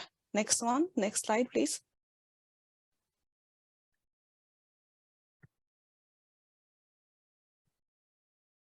So this is based on the result of spot speed surveys. You can see photographs here. So these were taken around December 14th and 13th. So this was the condition when we did our survey, and based on the spot speed survey, we calculated our 85th percentile speed. That's the, and we put in a tabular format. Next one, please.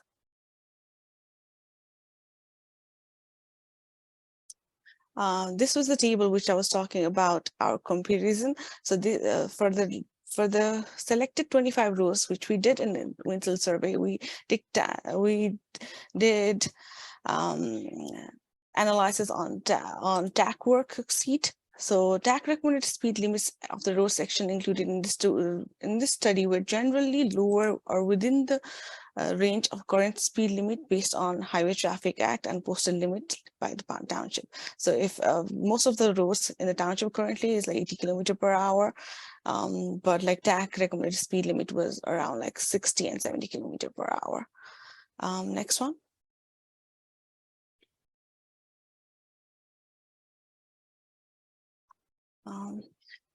Yeah, so we were talking about the comparison of results from different methodologies. So current STA is suggesting either 50 or 80 km/h. From Winsell survey, from TAC worksheet, we are getting either 60 km/h and 70 km/h. But 85th percentile, that's from the actual survey which we did. It is showing that 85% of the population or the drivers are doing more than the speed limits. So in general, the 85 percentiles of the speed of the road section considered for the study were higher. So that was the results and findings. Next one.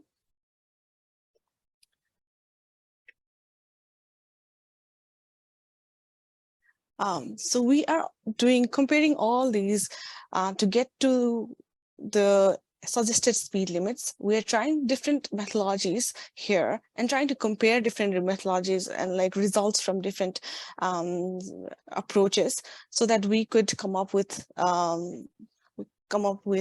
the suggested speed limits. So different criteria were selected.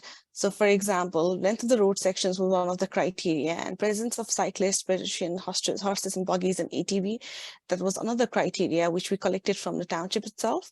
And there is a current speed limit based on Highway Traffic Act. So that was one of the another criteria. And speed limit based on Winsell survey sections and TAC works. So from all these methodologies, we are getting some kind of information and we are putting in this table. So we are comparing those results so that we could come up with a suggested posted limit. So these criteria were evaluated, and based on our engineering judgment, we have recommended a suggested speed limits. So this is the table which as a byproduct of the analysis. Next slide, please.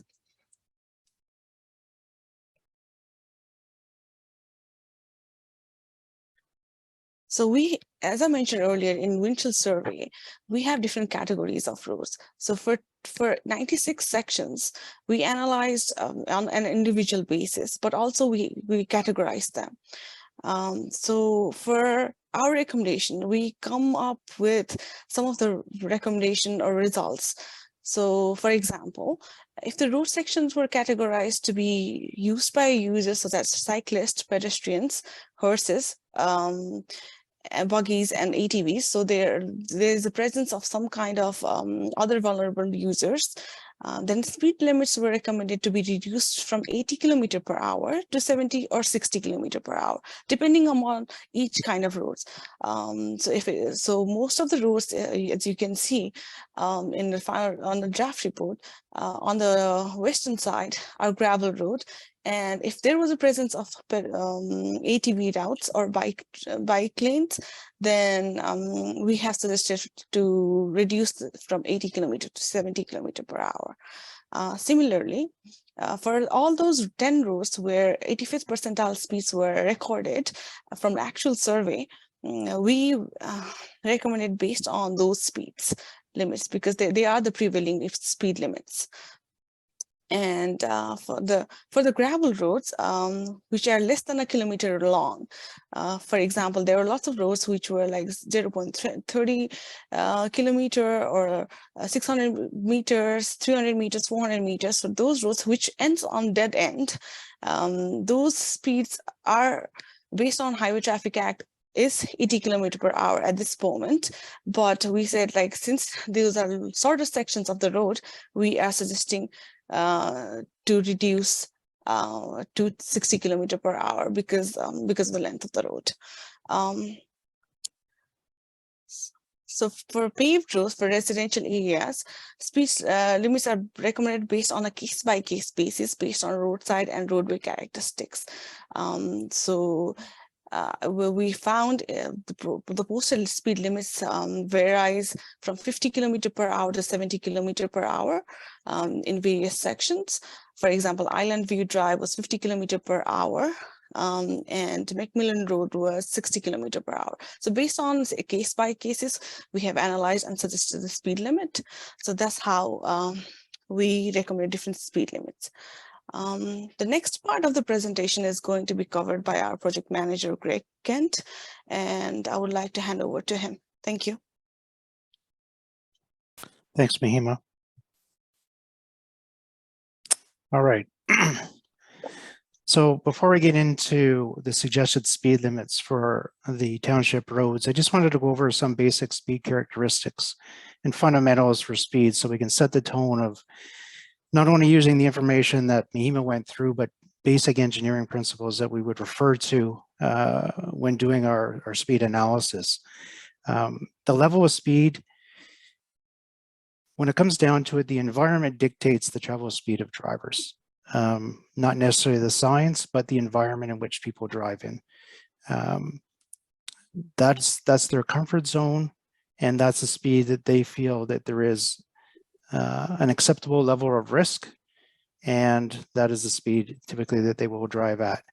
Now, the other thing about level of speed is the higher the speed, certainly the higher the impact results if there's an incident.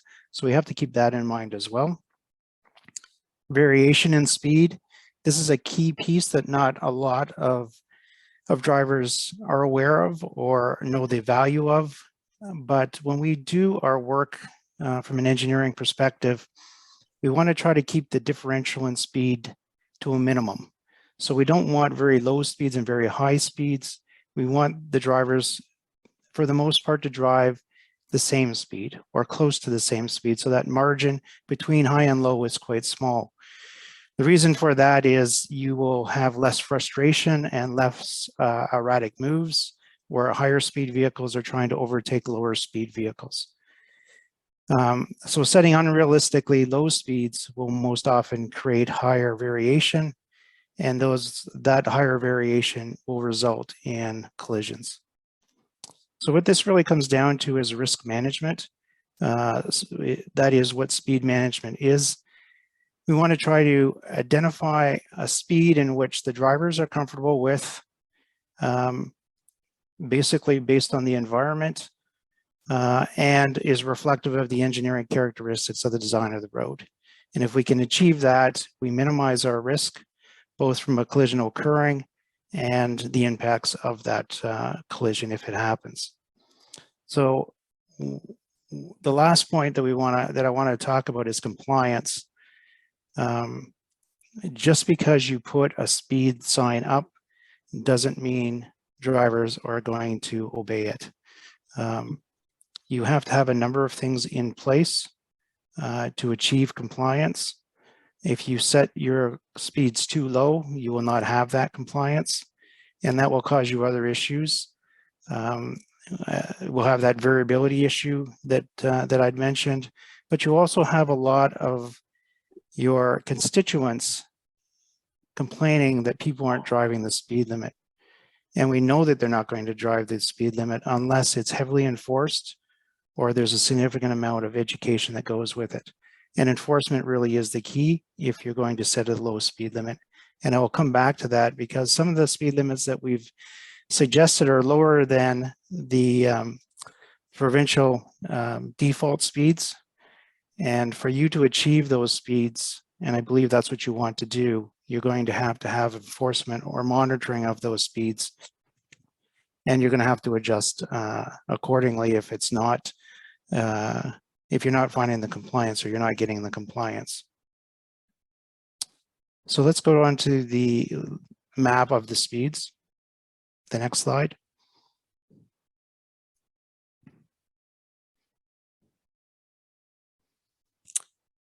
So this is a good graphic presentation of the speed limits that we are suggesting.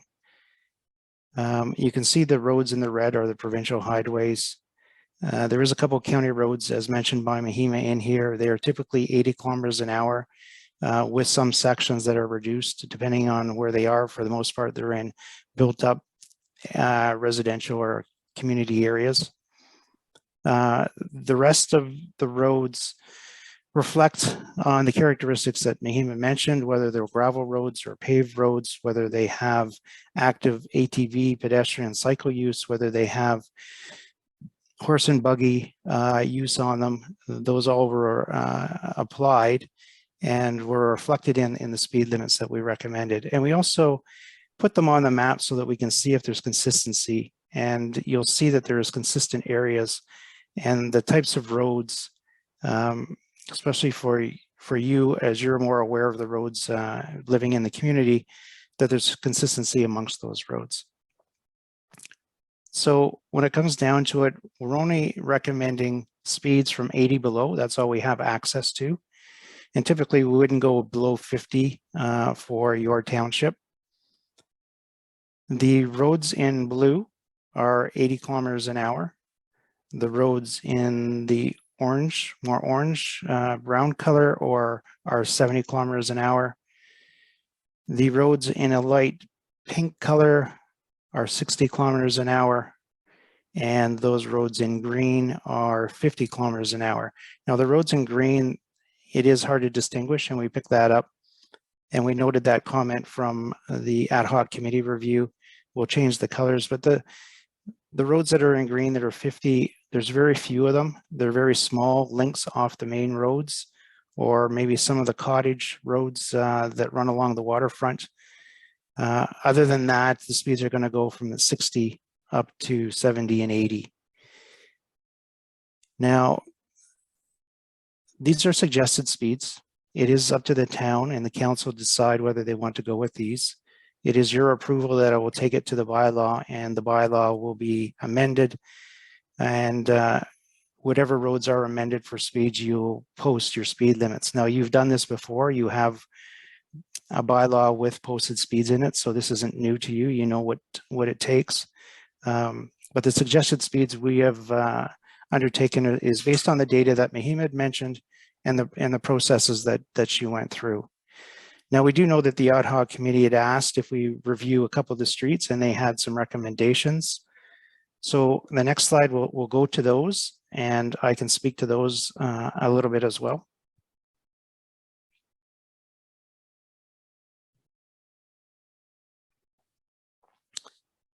So in that review of our draft report and the list of suggested speeds, there are a number of roads that the ad hoc committee had asked us to bump up from what we suggested back up to 80. And for the most part, we really don't have a concern with that.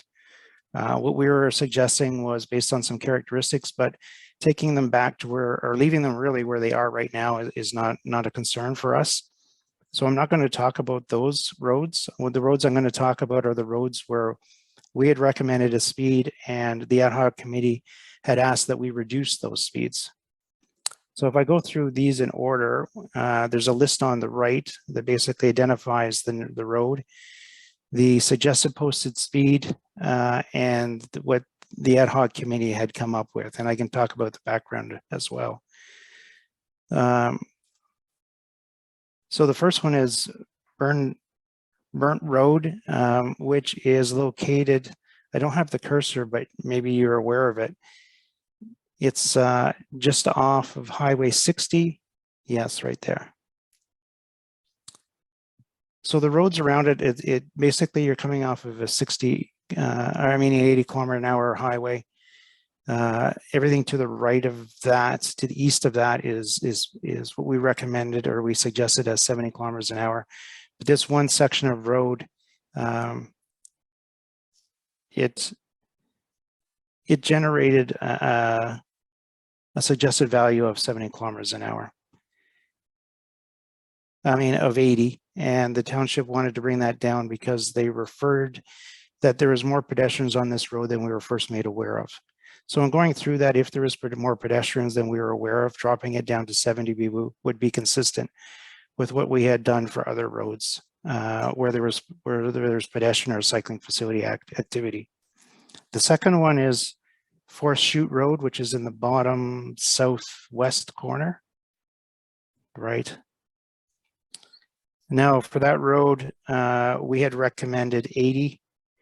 And there was a request to drop that down to 60 or 70.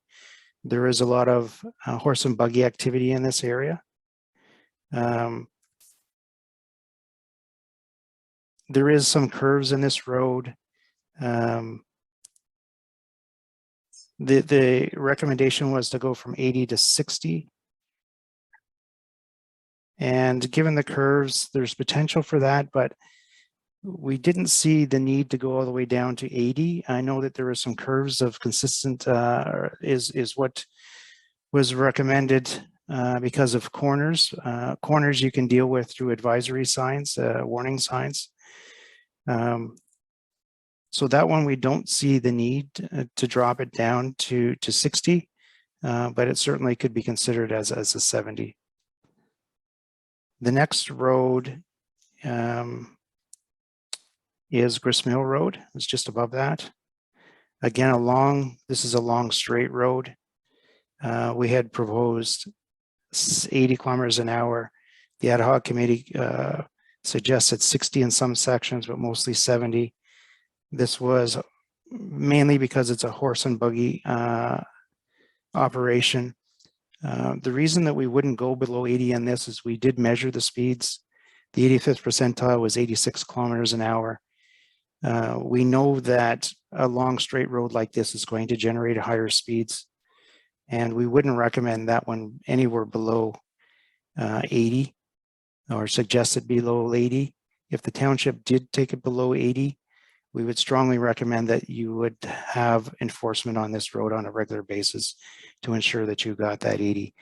The other options on these roads are to sign them to identify that there are slow moving vehicles, whether it be horse and buggy, cyclists or pedestrians, and that drivers are aware of the situation and that they proceed with caution when traveling past horse and buggy, and that they reduce their speeds when they pass horse and buggy or cyclist or pedestrians for that matter. The next road is Island View Drive. And this, actually the road is a little bit further to the east. It's predominantly access to camp and cottages. It is currently posted, I believe, at 50. We recommended it be 60 for consistency with the other cottage type roads that were along waterfront. But given the built up and settlement of this along this road, I think 50 is appropriate. So we wouldn't have a problem going with 50 on this road. The fifth one, Royal Pines Road, is the one in the middle. Again, long and straight, very hard to control your speeds on these type of roads. The measured 85th percentile speed was 88 kilometers per hour. The desire was to drop it down to 70. If you dropped it to 70, you would never have people driving 70. You might have people driving slower than they should be. And you're going to have that large variation in speed. And we wouldn't suggest going below the 80, given the fact that the 85th percentile is so high on this road. Again, if you do drop it below 80, this is a road that would need enforcement to ensure that it operates as safely as possible. The last road is Traymore Road in the West End. Again, a road with cottages along certain sections of it. It's got some curves through it. It's not a straight road. Certainly, we recognize that and dropped it to 70. There are sections in here, I think, that are already reduced to lower speeds. There are some sections that are cottage driven. We do have a 85th percentile speed of 74 kilometers an hour on this road, but it might not have been in the built up areas. That's probably in the less built up areas, but certainly in the areas where the road is windy. So there's an opportunity to drop the speeds down in this area, in those areas that have residential and cottage uses. So based on the feedback we got from the ad hoc committee, some of these roads we concur with some conditions, and really that isn't with enforcement conditions. We still strongly recommend that you put in signage to increase the awareness.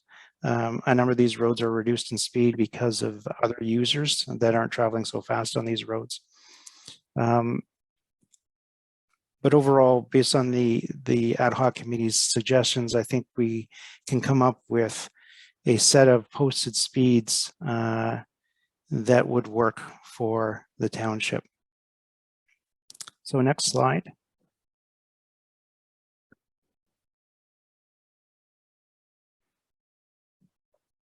So just a summary. We know that you're going to have high speeds on paved roadways in the rural area. That's just the nature of the characteristics and the land uses that surround them. We know you're going to have high speeds because we surveyed 10 roads and they all fell between 60 and 99 kilometers an hour, but for the most part, they're above 80 kilometers an hour, those posted speeds. And we do use 85th percentile. Most municipalities use the 85th percentile to set their speeds. And your township really should not be an exception to that. Again, a reminder that setting or simply posting speed limit reductions without altering the characteristics of the roadway or without proper education and enforcement can potentially introduce safety concerns, and we don't want to make the roads less safe, even though it seems maybe counterintuitive. It is something that we see in our business, that if you don't treat speeds right, you will make them less safe. One of the basic safety elements of rural roads is that all drivers should be driving around or similar speeds, and that just reflects back on the 85th percentile. That's where you're going to get your safest roads in terms of risk of avoiding collisions. Basically because you do not need to, the whole idea is to eliminate the need to pass and that people will travel at the same speed. And the last couple of points, in addition to setting speed limits, if you do set them lower,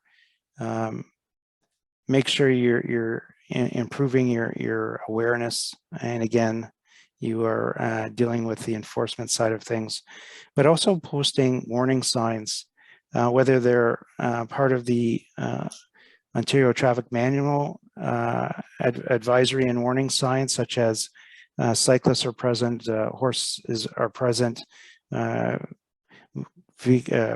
animals crossing the road, slow moving vehicles. These are all warning signs that should be up on your road if you're concerned about the speed. And you don't always have to deal with it or have the ability to deal with it with changing the posted speed limit. So that basically finishes what we would consider our suggested speeds and why we would suggest them, and the key points to take into consideration when deciding what speeds that you're going to use on your roadways. So the next slide, just as a wrap up.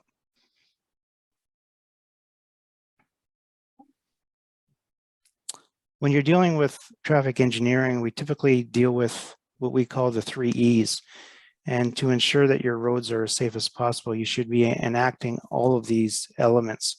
So engineering is really the review of the speed on the road and identifying what is the most appropriate speed. So that's the engineering side. The enforcement is key and critical because drivers will drive faster than what the posted speed is often. It all comes again down to risk. When you build a road, you have a risk that is associated with that road, but drivers for the most part don't recognize the engineering based risk. They basically will drive the road which they feel comfortable. They don't fully recognize the full risk, and they drive based on what they think the risk is, and that typically is a speed higher than the posted speed limit. And the last part is the education. We don't undersell this. Wherever you have an opportunity to make the driver aware of situations on the road, whether it's Ontario provincial signage through the HTA and the Ontario traffic manuals. You can post information signs too, making people who aren't familiar with the area in particular, and you have a lot of cottage country, that there is either horse and buggy, there's ATVs on the road, there's pedestrians on the road, there's cyclists on the road. Making people aware of the situation is very valuable. And if you ever do any enforcement blitz, getting that information out to the media so that it can be published out through the town, and making people aware that there's enforcement going on to ensure that the roads operate as safe as possible. So I'm going to stop there. I'm going to hand it over back to you. And if there's any questions, we can answer those questions. Thank you very much, Craig. Certainly a very, very detailed presentation, and certainly gives us a really nice document, especially when residents send us emails, letters that they would like speed limit reduced in their particular area. This gives us the information we need to indicate that we've done our due diligence. We've looked at the engineering, the enforcement, and can use the information you provide as education. So I'll ask council if they have any questions, but I certainly appreciate the effort that went into the report. Thank you. Any questions from council? Do we know? Yes, Councilor Recchi. So I thought it was a very purposeful report. It was easy to read, and I thought the maps were very simple to follow. And I enjoyed reading the recommendations. Stuff that I hadn't thought about. The fact is, you can make a speed limit, but that doesn't mean people are going to adhere to it. And I thought the 85th percentile rule was very interesting. The only question or comment I have is, even though you said we had lots of paved roads, really they're tar and chip. Does that affect anything at all? Like, because I think really the only true paved road we have is Wet Cemetery, and all the other ones are tar and chip. And to me, like, they're not constructed the same as like an actual paved road would be. I'll make a general comment. As long as it's a hard surface, and usually a chip sealed road is a fairly hard surface, that's where we would distinguish between a loose gravel road and maybe more of a what we would consider in line with more like a paved road. Mahima, Okay. do you have any other comments? Yeah, it was the paved roads are divided into like 3 different categories. So one is coal laid, one is bituminous. I've forgotten the next one. So there are different categories of paved road, which was mentioned in the road needs study as well. So based on those categories, we try to put in our report and recommended speed limits based on those characteristics. Okay, thank you. So I'm not seeing any other questions. Thank you again very much, Greg, for you and your team and the excellent presentation. Okay, moving forward, we'll take the ad hoc committee comments. We'll incorporate those into the report. And then we'll submit a final report to the town through Michelle. And if there's any further input we need to finish up the report, let us know in the next day. Otherwise, we'll wrap up the report probably by the end of the week. Great, thank you very much. Thank you. Thank you. Thank you, everyone. Bye. Thank you.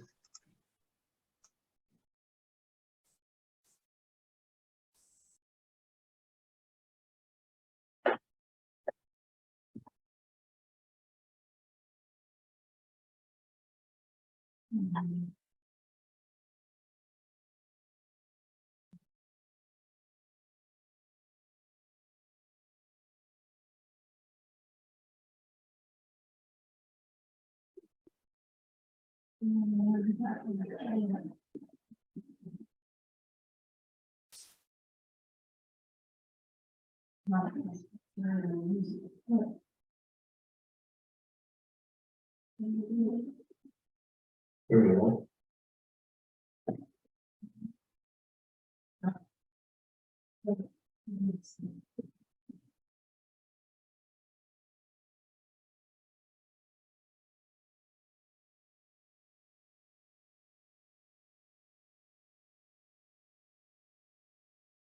So I have a motion that council accepts the speed limit study review presentation by EXP Services, Inc. Can I get a mover and a seconder? Moved by Councilor Robinson, seconded by Councilor Buckwalter. Comments, questions? I just had a comment on the two roads that they aren't agreeing that the speed limit should be reduced are Grist Mill and Royal Pines. Royal Pines, yes. Yeah, and they're very straight. And they're very straight. And I do agree that the average speed of traffic that they've done the studies on is over 80 kilometers an hour. I just want to get council's feedback if you agree we should leave it at 80, or the ad hoc committee thought 70 was better because of the bikes, because of buggies, and because we would try and slow down traffic to 70, knowing that they're probably still going to drive 80 or 85. But I found it hard driving 80 on this now. So I would support dropping it to 70. I would tend to agree, just because they have a different type of traffic than I think Royal Pines has. Yeah. And I really see Royal Pines as nearly straight from 60 to 30. Like, Yeah. and I really think, even though you'd say it was lowered, I'd have a harder time kind of monitoring that. Mhm. And I also don't think that they have the same kind of traffic as what Grist Mill does. Grist Mill, I find, is a little more windy, and there is more Mennonite traffic and more bike traffic. And I find the ditches on Grist Mill and places are a little more deeper. So I mean, that and perhaps maybe we concentrate and get more traffic control on that area. I don't know, with maybe reinforcement. Because I think that the Mennonites, like the timing that they have sort of occupied that area. I don't think we have enough signage for people to be aware. And oftentimes Grist Mill is used as a shortcut. Yeah, that's right, from Eganville to going down to Renfrew. Yeah. Councilor Buckwalter, your comments? Yeah, as far as Royal Pines goes, I think it's good the way it is. Again, it's a long straight road. You've got a couple dips in it. Most people are going to slow down for those dips anyway. As far as Grist Mill, I could see reducing it coming out of Eganville from the Boncher Valley boundary and along until you get along the river and that curve that starts to take you up the hill. I could see reducing it maybe to the top of that hill, but once you get down more into the open, there's really pretty good visibility along there to be able to see. Again, if there are buggies or pedestrians or cyclists along there, I don't personally see a need to reduce it along there. But again, if council wanted to put it down to 70, I wouldn't object to it either. I just don't myself, I don't see a need for it for the easternmost part of the stretch. And we do have currently signed that section you're talking about from the village limits to that first sharp corner when you turn away from the river. That is signed at 60. And I don't think they have an And objection I think with that's that. appropriate. Yeah, they don't have an objection with that. And we do agree that a lot of our roads will need more signage to indicate that there's bike traffic or buggy traffic, or that there's a blind hill, or, you know, an upcoming curve. Well, or even like the cyclist and horse and buggy, those kind of signs. Yes, Especially like Maria said, Councilor Robinson, if people are using it as a cutoff and they might not be familiar with the types of traffic on the road, that kind of signage could be helpful also, you know, and especially I think more people are using GPS and GPS tends to take you that way. and as far as enforcement goes, I do agree as well that if you don't have enforcement, your speed limit signs aren't going to control the traffic speed. And I know just from talking to our public works supervisor, he said so often they've tried to get more enforcement on that cemetery road. And it's almost like trying to get it on Lake Dory Road, even that's a county road. They don't really see it as a need or as a priority, I should say, not as a need, but as a priority.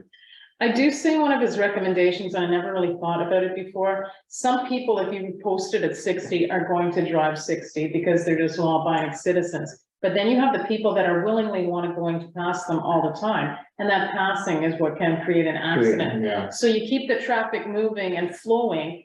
And you hope you put appropriate signage in and people like, you know, they don't do it too fast, but I think it eliminates that passing and a lot of our roads really don't suit well for passing. And you know yourself, when you're trying to pass a tractor with a wagon and, you know, or even, that's right. So I think like, I mean, I think some of his recommendations were sound in that it was something I never thought before, but it makes perfect sense. So I mean, if we slow it down too much, then you're gonna get the people that are people passing and they make that unsafe also. so I think I'm hearing if council is in agreement that we leave Royal Pines and Gristmill at 80 on those straight sections. I'm talking Gristmill where from the corner to Highway 60, leave it at 80. But with increased signage. But yeah, with awareness sign. Yeah, with more awareness signage for, again, because you do have multiple users along there.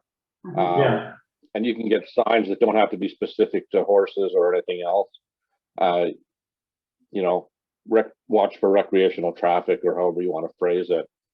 You don't need multiple types of signs as long as you've got enough of them visible so that people know that there is traffic there. so can I put on this motion then that we'll accept the speed limit study review presentation along with EXP's recommendations for Royal Pines and Gristmill? Or is there a better way to word that? Mr. Mayor. Yeah, This is the draft, which is the final. Yeah. okay, Yeah, tonight we're just accepting the presentation they've given us. They're going to give us the final report, so we would still have to accept that, would we not? yes, you're right. So, We're just So accepting again, the presentation right now. if we accept the report and then just have staff, you know, give them the things that we've discussed within the next day so that they can get it in before, again, they said they're making the changes hopefully this week. I think the standard resolution should be Yeah. okay. I agree. So I'll call the vote then. Councillor Buckwald, Yes. Councillor Robinson, Yes. Councillor Reggie Schoenfeld. Yes. Yes, that's carried. Thank you.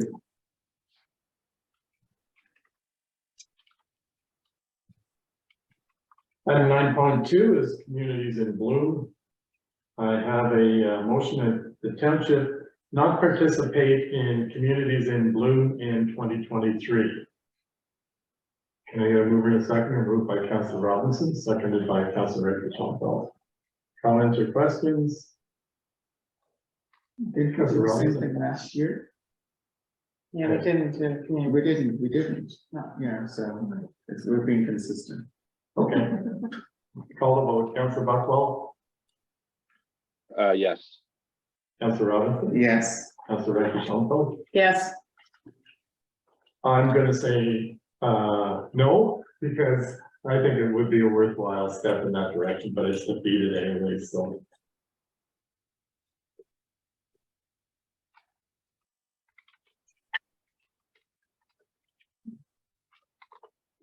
That brings us to bylaws. So the first bylaw is that, Council of North Algona Wilberforce enact the following bylaws: bylaw 2023-04 to provide interim tax levies for 2023. And bylaw 2023-05 to authorize appointments. Can I get a mover and a seconder? Moved by Councilor Robinson, seconded by Councilor Buckwell. Comments, questions? just Yes. one comment, like according to our procedural bylaw, where it talks about appointments to authorities, committees and boards, we're really kind of not following what we said we were gonna do. But we didn't follow it last year, so I guess I'm just bringing that and the importance of changing our procedural bylaws as soon as you have strict ones. And we've talked about trying to set aside time to do that. yes. It's on your list. And maybe, well, maybe to just advance the cause, we could just look at it and send in recommendations and. That's a good idea, yes. Yeah. Or maybe, because we're never gonna go through all of them at any one point in time. But we start chipping away at it, so every meeting we do one or two, We could just have a standing agenda, you know, so Like a- it's a standing, agenda item, yeah. But that's the only way you're gonna get to it, just a thought. but good point. Because we're off topic. We're off topic. No, I'm in trouble. Okay, so any other comments? Seeing none, Councilor Buckwell, Yes. Councilor Robinson, Yes, Councilor Richardson, Yes, and a yes. Thank you.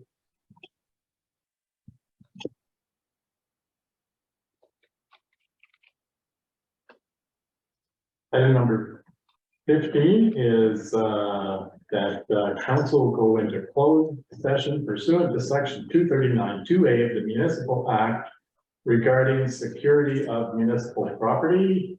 And I'm gonna move in a second, moved by Councilor Richardson, seconded by Councilor Robinson. So we'll be going in at 9:24. Councilor Buckwell, Yes. Councilor Robinson, yes. Councilor Richardson. yes. Yes, that's carried. Thank you. A motion that council accepts the report as presented and directs staff to proceed as discussed in closed session. Mover and a seconder, moved by Councilor Robinson, seconded by Councilor Buckwell. Councilor Buckwell, Yes. Councilor Robinson, Yes, Councilor Richardson, Yes, and a yes, carried. Thank you.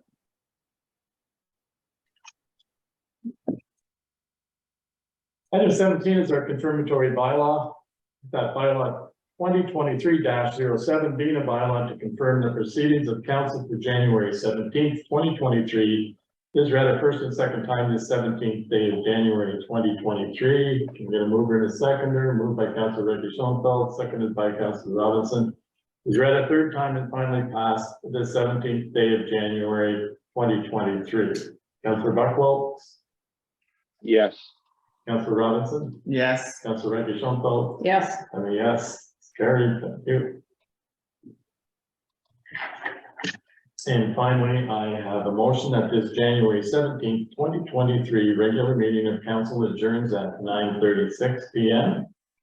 Moved by Councillor Buckwald, seconded by Councillor Robinson. Councillor Buckwald, Yes. Councillor Robinson, Yes. Councillor Randy Schoenfeld. Yes. And yes, carried, approved, we are adjourned. Thank you, Doug.